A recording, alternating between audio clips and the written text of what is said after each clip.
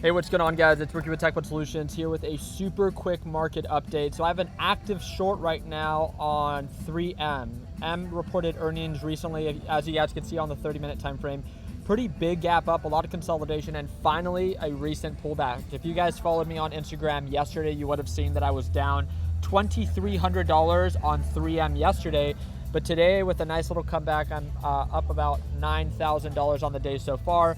I also want to make you aware of another trade I just took, and that's buying the dip into TQQQ. One of the things that I love reminding our traders is understanding overbought and oversold levels. Market became very oversold today. Not that the market has to recover, but that it can. So what I decided to do is let it sell off, indicate and show signs of support.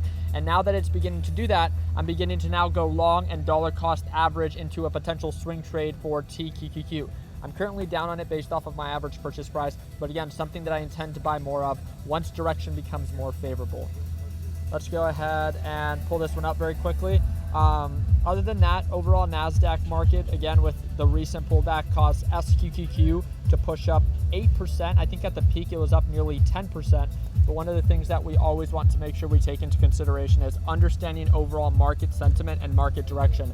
Market is more bullish than it is bearish. So one of the messages that I sent out to the LPP team is knowing exactly when to take profits, especially during significant plays, right? It's better to stay cash than to stay, very aggressive in your position at very overbought levels, hoping for something to happen that might not ever happen. So again, today after the market closes, we have Apple and Amazon reporting earnings. So we will see, will the market actually begin to recover after the rest of big tech actually finally reports earnings? Or are we gonna actually see the market end up correcting itself and selling off even more?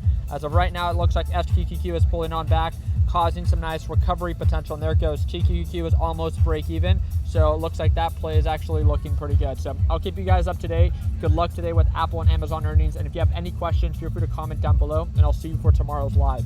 The other thing that I also do want to remind you is you guys can subscribe to our free trade tracker. It gets sent out every single Monday, and that's going to be the first link in the description down below if you want to subscribe to our free newsletter. Like always, let's make sure that we end the year on a green note. Take care, team.